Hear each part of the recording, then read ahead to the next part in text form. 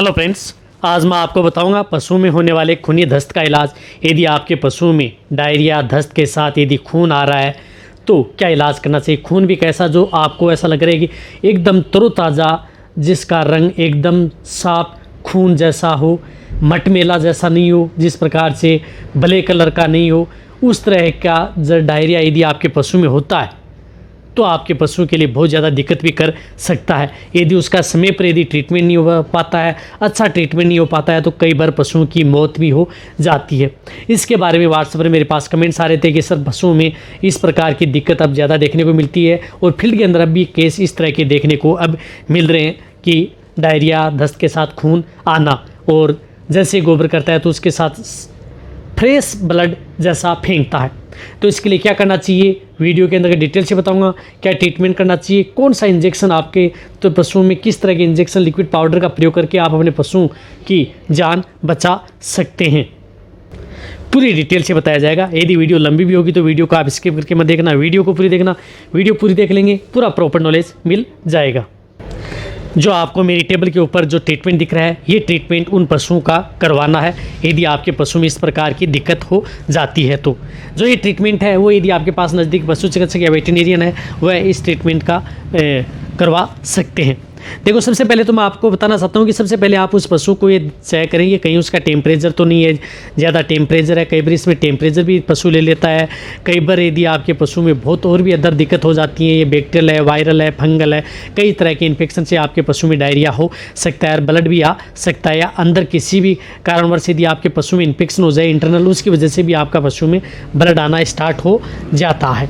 तो इसके लिए आपको सबसे पहले मैं आपको बताना चाहता हूँ कि जब भी यदि आपके पशु में इस प्रकार की दिक्कत देखने को मिले तो आपको इसके अंतर्गत जो इंजेक्शन, जिस प्रकार से बायोट्रिम इंजेक्शन है, जिस प्रकार से आपको साल्ट भी दिख रहा है, सल्फाडाइजिन एंड ट्राइमेथोप्रिम, इसी तरह से यदि बायोट्रिम इंजेक्शन भी नहीं मिले तो आप सल्फाट्रिम इंजेक्शन का भी प्रयोग कर सकते हैं। सल्फाट्रिम एल, उस इंजेक्शन के बारे में मेरे चैनल पर एक डिटेल सी वीडियो बनी हुई है, उस इंजेक्शन का भी प्रयोग आप अपने पशुओं में करवा सकते हैं। लेकिन ये इंजेक्शन लगाना बहुत ज़्यादा ज़रूरी है।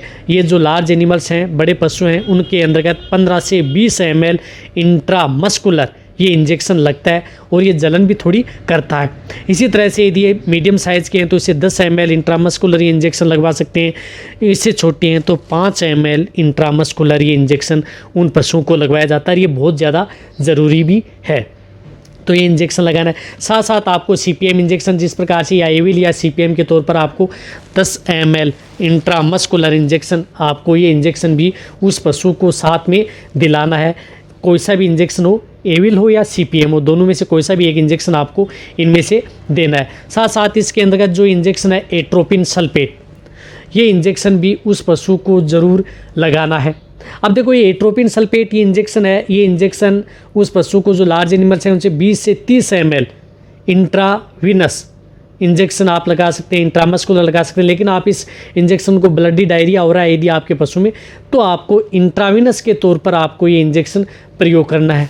अब इंट्रावीनस के तौर पर प्रयोग करने का मतलब है कि आपको जिसमें RL लेनी है, जो आपको ये RL दिख रही है, ये RL कम से कम यदि बड़े पशु हैं उनमें से 2 से 4 लीटर के बीच में आप RL का प्रयोग करवा सकते हैं। छोटे हैं तो आप 1 लीटर तक, और उससे छोटे हैं भेड़ बकरी में तो आप 500 ml तक भी आप इसका प्रयोग करवा सकते हैं।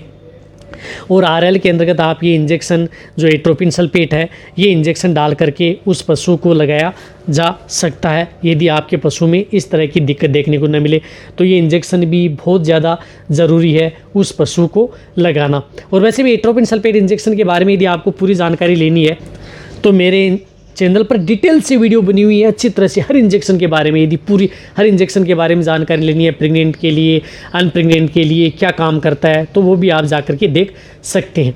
ये इंजेक्शन कई बार इसमें क्या होता है कि यदि आपके पशु में जो डायरिया होता है, इसके लिए आपको इसमें थोड़ा टेम्परेचर भी बढ़ावा मिलता है, तो आप इसमें बेटालजिन इंजेक्शन का आप ज़रूर प्रयोग करें। बहुत ही अच्छा रिजल्ट आपके पशु में देखने को मिलेगा। यदि आपने के नज़दीक पशु चिकित्सक है तो उससे बेटालजिन इंजेक्शन का भी प्रयोग करवा सकते हैं।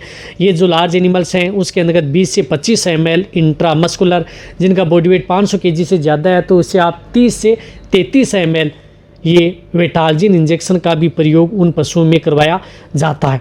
तो इस इंजेक्शन का भी प्रयोग आप अपने पशुओं में ज़रूर करवाना है यदि आपके पशु में इस प्रकार की यदि दिक्कत हो गई है तो और साथ साथ आपको मेट्रोनिडाज़ोल जो आती हैं ये 100 ml की, ये जो बड़े पशु हैं, लार्ज एनिमल्स हैं, उन्हें आप 300 ml से लेकर के 500 ml तक आप प्रयोग कर सकते हैं। जिनका बॉडी वेट 300 kg है तो 300 ml, 400 है तो 400 ml, 500 kg के लगभग है तो 500 ml। ये भी IV उस पशु को ज़रूर लगवानी है।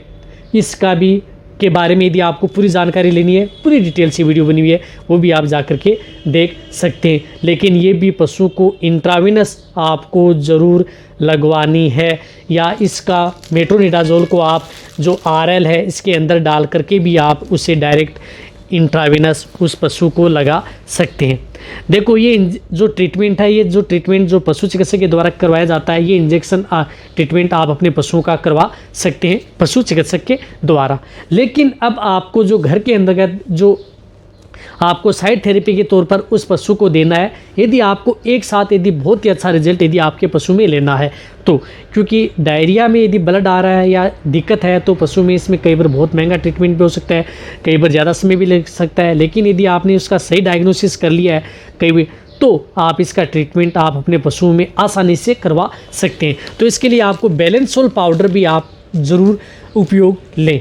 बैलेंसोल पाउडर ये कि जो लार्ज एनिमल्स हैं उसके अंतर्गत जो 100 ml का जो 100 ग्राम का एक पाउच आता है, जिस प्रकार से बैलेंसोल, इस पाउडर को आप 1 से 1.5 लीटर पानी के अंतर्गत घोल करके आप उस पशु को पिला दें। थोड़े गुनगुने पानी में मिला करके घोल करके भी आप उस पशु को ये बैलेंसोल पाउडर दे सकते हैं। इसके बारे में डिटेल से वीडियो बनी वो भी जा करके देख सकते हैं। और जो अपना एक नया चैनल है विजेंद्र वेट केयर, उसका लिंक भी आपको डिस्क्रिप्शन में दिया गया है, उस चैनल को भी आप सब्सक्राइब करें। वहाँ पर भी यदि आपको शॉर्ट में यदि वीडियो देखनी है तो रोगों के बारे में या किसी प्रोडक्ट के बारे में आपको शॉर्ट में वीडियो मिल जाएंगी, वहाँ पर भी आप देख करके देख सकते हैं। लेकिन ये आप लगातार आप 2 से 3 पाउच यदि आप उस पशु को देंगे तो आपके पशु में इस तरह की दिक्कत भी देखने को नहीं मिलेंगी। साथ साथ यदि एक और बताना चाहता हूँ, देखो जो मैं जो ट्रीटमेंट बता रहा हूँ आपको फुल ट्रीटमेंट बता रहा हूँ ताकि आपके पशु में किसी भी तरह की कोई दिक्कत ना हो। वरना होने के लिए तो रुकने के लिए तो ये जो ब्लड डायरिया है ये इंजेक्शन के द्वारा भी आपके पशु का रुक जाएगा। लेकिन जो यदि आप साइड थेरेपी के तौर पर जो ये पाउडर व बोलस यदि आप प्रयोग करेंगे तो आपको और भी अच्छा रिजल्ट मिलेगा। आपके पशु में किसी भी तरह की कोई साइड इफेक्ट देखने को भी नहीं मिलेगा, क्योंकि इसमें क्या है कि जो एंटीबायोटिक या अदर जो इंजेक्शन लगते हैं तो उसमें पशुओं के लिए थोड़ी स्ट्रेस में भी नहीं आएगा। तो इसलिए आप न्यूट्रिशन जो सप्लीमेंट जो मैंने पाउडर बताया बैलेंसोल, इस तरह का पाउडर देंगे तो आपको और भी अच्छा रिजल्ट देखने को मिल सकता है। इसी तौर पर जो आपको जो स्टेपलोन बोलस हैं उसका भी प्रयोग कर सकते हैं। इस बोलस का प्रयोग आप अपने पशुओं में किसी भी तरह का यदि ब्लड कहीं पर भी यदि आपके पशु के शरीर में आता है निकलता है तो उसके तौर पर आप इसका प्रयोग कर सकते हैं। तो आप इसको जिस प्रकार से 2 बोलस सुबह और 2 बोलस शाम को आप उस पशु को देनी है। ये भी आप लगातार 2 से 3 दिन आप उस पशु को जो स्टेपलोन बोलस है ये आप किसी भी दाना मिश्रण में मिला करके आप अपने पशु को दे दें, बहुत ही अच्छा रिजल्ट आपके पशु में देखने को मिल जाएगा। ये जो ट्रीटमेंट यदि आप अपने पशु में करवाएंगे तो आपके पशु में अच्छा रिजल्ट देखने को मिलता है। एक और बताना चाहता हूँ कि यदि जो ये इंजेक्शन हैं, पाउडर हैं या जो लिक्विड जो मैंने आपको ये बताई हैं, ड्रिप बताई हैं, ये सभी के सभी जो आप अपने पशुओं को जिस प्रकार से प्रेग्नेंट पशु है, ज्ञाबिन पशु है, तो उसमें भी आप इन इंजेक्शनों का भी प्रयोग आप अपने पशुओं में करवा सकते हैं। ये सभी के सभी जो इंजेक्शन जो लिक्विड पाउडर हैं वो प्रेग्नेंट पशुओं के लिए भी सेफ हैं यदि आप प्रेग्नेंट पशुओं को देना चाहते हैं तो। यदि आपके पशुओं का एक दिन में यदि आपने जो ट्रीटमेंट कर दिया, जो ये सभी तरह के इंजेक्शन लिक्विड पाउडर यदि आप अपने पशु को उस पशु को दे दिया है, यदि उसका फिर भी यदि ब्लड नहीं रुक रहा है तो आपको एक दिन छोड़ करके, ऐसा नहीं है कि दूसरे दिन आप उसका ट्रीटमेंट करें, एक दिन छोड़ करके, लेकिन साथ में आपको जो ये पाउडर बोलस वो दिलाते रहें और तीसरे दिन आप फिर आप ये जो ये ट्रीटमेंट है ये वापस आप उस पशु पर रिपीट करवा सकते हैं, ताकि आपके पशु में यदि कोई भी थोड़ा बहुत कोई और इन्फेक्शन यदि बचा है तो उससे आपके पशुओं को राहत मिल जाए। देखो मेरी वीडियो लंबी होती है, लेकिन वीडियो के अंतर्गत मैं आपको पूरी डिटेल से सही और सटीक जानकारी देने की कोशिश करता हूं, ताकि किसी भी तरह की आपके पशुओं में आपको दिक्कत ना हो। जितने वेटरनरी स्टैंड देख रहे हैं उनको भी किसी भी तरह की दिक्कत ना हो, पशुपालक देख रहे हैं उन्हें भी अच्छा नॉलेज मिले।